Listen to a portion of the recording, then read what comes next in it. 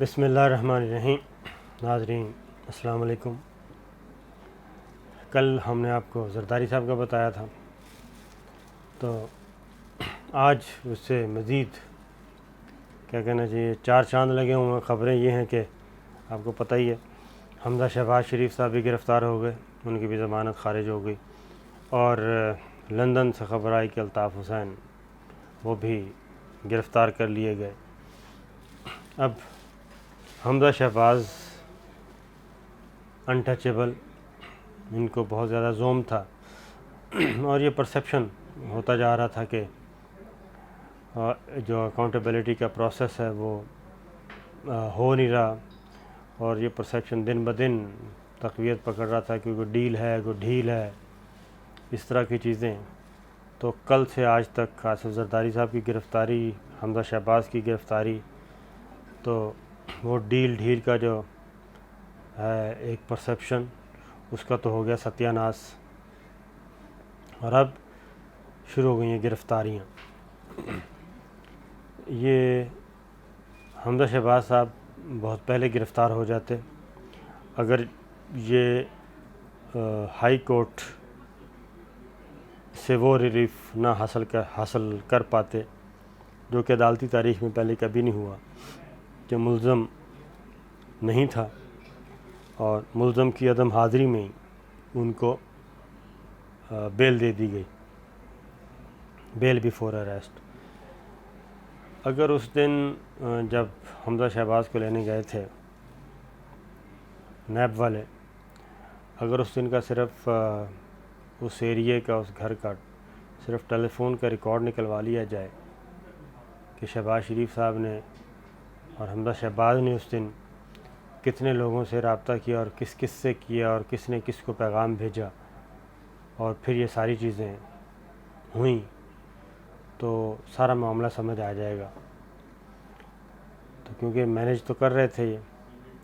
اور حمزہ شہباز کا کیس بھی بڑا کلیئر ہے کہ 18 ملین کے اثاثے 4-5 سالوں میں 411 ملین تک کیسے پہنچ گئے۔ پھر یہ کہ وہ کون سے فرشتے تھے جو ان کو ٹی ٹیز کے ذریعے گمنام لوگ بھیجتے رہے ان کو پیسے باہر سے۔ تو یہ ایک ہوئی ہے خبر کیا ہے؟ خبر یہ ہے کہ یہ اب معاملہ آگے بڑھے گا اور مزید گرفتاریاں ہوں گی، اور نیب کے پاس جو انویسٹیگیشنز ہیں اس میں جو مطلوب ہے، اور نیب جس کو سمجھے گا کہ یہ گرفتاری کے قابل ہے کیس، ان سب کی گرفتاریاں ہونی ہیں، اور ہونی بھی اگلے 1 مہینے کے اندر ہیں، باری باری۔ اور اس میں پی ایم ایل این شامل ہے، پیپلز پارٹی شامل ہے، اور پی ٹی آئی بھی شامل ہے۔ اگر پاکستان تحریک انصاف کے وزراء یا ارکان پارلیمنٹ صوبائی یا مرکزی، اگر کوئی یہ سمجھتا ہے کہ وہ انٹچیبل ہے، وہ ہرگز نہیں ہے۔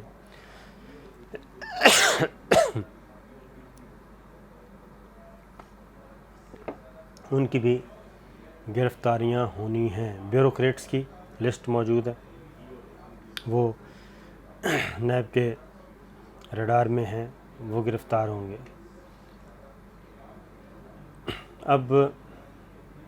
یہ پھر وہی بات کر رہے ہیں، اس کو کل بلاول صاحب نے کہا کہ جناب یہ بلوچستان سے آواز اٹھ رہی ہے، سندھ سے اٹھ رہی ہے، فاٹا سے اٹھ رہی ہے۔ ایسی کوئی آواز نہیں اٹھے گی، اور خبریں کیا ہیں پتہ یہ تھا کہ یہ بجٹ ہم آپ منظور نہیں کرنے دیں گے، عید کے بعد تحریک چلائیں گے اور آل پارٹیز کانفرنس بلائیں گے۔ تو میرا خیال ہے کہ آل پارٹیز کانفرنس تو ہوگی، لیکن ہوگی یہ کسی جیل میں، اور تمام رہنما جو ہیں وہیں پہ اکٹھے ہوں گے اور وہ اپنا کریں گے۔ آج حمزہ شہباز کی جب پہلے ضمانت لی گئی تو جوڈیشری پہ بہت زیادہ سوالات اٹھے تھے، تو ساری جوڈیشری کو ملائن کرنے کی کوشش کی گئی، لیکن آج جسٹس مظہر علی نقوی صاحب اور کل اسلام آباد ہائی کورٹ کے ڈیسیجن ہے زرداری صاحب کے بارے میں، اس سے اس تاثر کی بھی نفی ہوئی ہے کہ ایسا ہرگز نہیں ہے کہ جوڈیشری میں تمام کے تمام لوگ جو ہیں، تمام کے تمام جج صاحبان وہ ان سے ملے ہوئے ہیں۔ پھر ایک اور چیز کچھ عرصہ پہلے تک یعنی کہ 14 تاریخ کو جسٹس قاضی فائز عیسیٰ صاحب کا ریفرنس اٹارنی جنرل کو نوٹس ہوا ہے، اور اٹارنی جنرل نے اس دن یہ بتانا ہے کہ آیا یہ جو پیٹیشن ہے، جو لیٹر بھیجا ہے پریزیڈنٹ آف پاکستان نے ریفرنس اگینسٹ جسٹس قاضی فائز عیسیٰ، کیا یہ قابل سماعت بھی ہے یا نہیں، یہ انٹرٹینیبل ہے، مینٹینیبل ہے یا نہیں، اس سے ایک نقطے پہ بحث ہونی ہے، اور اٹارنی جنرل کو مطمئن کرنا ہے سپریم جوڈیشل کونسل کو کہ جو ریفرنس پریزیڈنٹ نے بھیجا ہے جسٹس قاضی فائز عیسیٰ صاحب کے خلاف، اس میں اتنی ورتھ ہے اور اس میں اتنے ڈاکومنٹس ہیں کہ یہ ریفرنس آگے بڑھنا چاہیے۔ تو 14 تاریخ کو اندازہ ہو جائے گا کہ سپریم جوڈیشل کونسل مطمئن ہوتی ہے یا نہیں، اور سپریم جوڈیشل کونسل میں کون کون لوگ ہوں گے۔ چیف جسٹس آصف سعید کھوسہ صاحب سربراہ ہیں، جسٹس گلزار صاحب سپریم کورٹ کے سینئر موسٹ جج ہیں، اور پھر دوسرے سینئر موسٹ جج ہیں جسٹس عظمت سعید شیخ صاحب سندھ ہائی کورٹ اور KPK، یہ 2 ہائی کورٹس کے چیف جسٹس صاحبان ہوں گے۔ یہ 5 ممبرز جوڈیشل کمیشن ہوتا ہے، سپریم جوڈیشل کونسل ہوتی ہے، انہوں نے فیصلہ کرنا ہے۔ پہلے جو خاص طور پہ امان اللہ کنرانی صاحب سپریم کورٹ بار کے صدر تھے، وہ ایک ماحول بنا رہے تھے، اور پاکستان بار کونسل کے بہت ہی 2-4 ممبر وہ یہ ماحول بنا رہے تھے کہ سپریم وکلاء جو ہیں وہ اکٹھے ہو رہے ہیں اور 14 تاریخ کو ہم ہڑتال کریں گے، اور ساری کی ساری وکلاء تنظیمیں وہ افتخار چودھری صاحب والا سٹائل کہ ایک وکلاء تحریک ہم بناتے ہیں۔ آج اس کی بھی نفی ہو گئی، کیونکہ پنجاب کی وکلاء تنظیمیں جو ہیں وہ ایکشن کمیٹی، ایک وکلاء ایکشن کمیٹی پنجاب کے وکلاء تنظیم بن چکی ہے، سندھ کے وکلاء تنظیموں کی ایک کمیٹی بن چکی ہے، وہ سندھ میں ایکٹیو ہو گئی ہے۔ پھر آج سپریم کورٹ بار کے سیکرٹری عظمت اللہ چودھری صاحب نے بھی ایک پریس کانفرنس کر کے یہ واضح طور پہ بتایا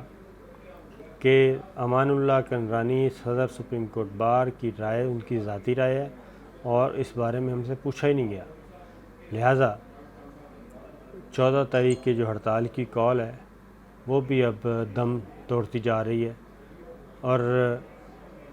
جو وکلاء تنظیمیں میں سمجھتا ہوں کہ وہ سمجھا جا رہا تھا کہ سارے کے سارے وکلاء ایک طرح کے ہیں، وہ ایسا نہیں ہے، بلکہ میجورٹی جو ہے اس وقت سامنے آ چکی ہے، جنہوں نے یہ ڈیمانڈ کیا ہے کہ سپریم جوڈیشل کونسل اعلیٰ ترین فورم ہے اور اس میں ریفرنس کی سماعت ہونی چاہیے، اور نہ صرف سماعت ہونی چاہیے بلکہ اگر یہ واقعتاً جرم ثابت شدہ ہے تو پھر سزا بھی دینی چاہیے۔ تو اچھے اور برے کا معاملہ ہر جگہ چل رہا ہے، لیکن اب اچھے کی خبریں آنی ہیں، اور ریاست پاکستان نے جو پہلے فیصلہ کیا تھا پاناما کے بعد کہ کوئی 2 نمبر آدمی سسٹم میں نہیں رہنے دیا جائے گا، اور جس نے ملک کو لوٹا ہے اس نے بالآخر جیل ہی جانا ہے، تو یہ بیانیہ اور یہ موقف جو ہے ریاست پاکستان کا دوبارہ تقویت پکڑ رہا ہے۔ پھر آتے ہیں الطاف حسین صاحب کی طرف۔ الطاف حسین صاحب کو گرفتار کر لیا گیا، یہاں پہ بریکنگ نیوز چلی، لیکن میری جو اطلاع ہے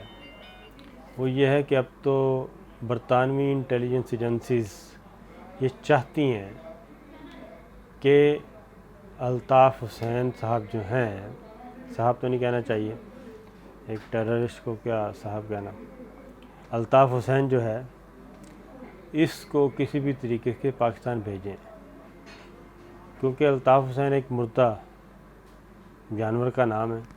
پالیٹکس میں، کہ وہ مردہ ہو چکا ہے، اور کراچی کی پولیٹکس تبدیل ہو چکی ہے، اور اب آہستہ آہستہ الطاف حسین کی فالوئنگ جو ہے وہ بھی ختم ہوتی جا رہی ہے۔ اب یہ نیا پلان کیا ہے؟ نیا پلان یہ ہے کہ الطاف حسین کو کسی بھی طریقے سے پاکستان بھیجا جائے اور پاکستان پہ احسان کیا جائے کہ دیکھیں آپ نے مانگا اور ہم نے دے دیا۔ تو الطاف حسین اگر پاکستان آتا ہے، جو کہ نہیں آنا چاہیے، اور نہ ہی گورنمنٹ آف پاکستان کو ڈیمانڈ کرنی چاہیے، ورنہ ہم انہی کے جال میں آ جائیں گے،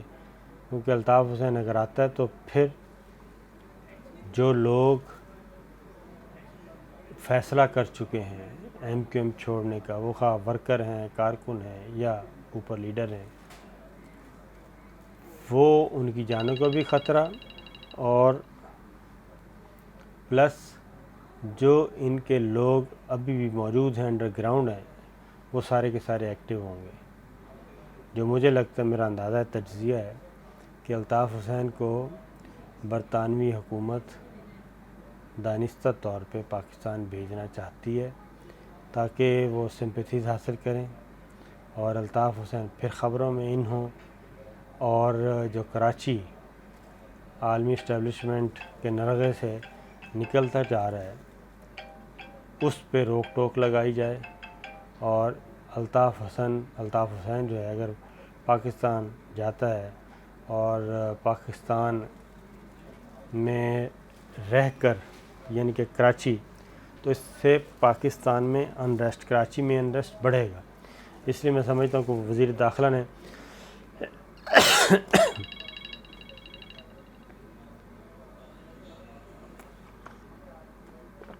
وفاقی وزیر داخلہ اعجاز شاہ صاحب نے صحیح کہا ہے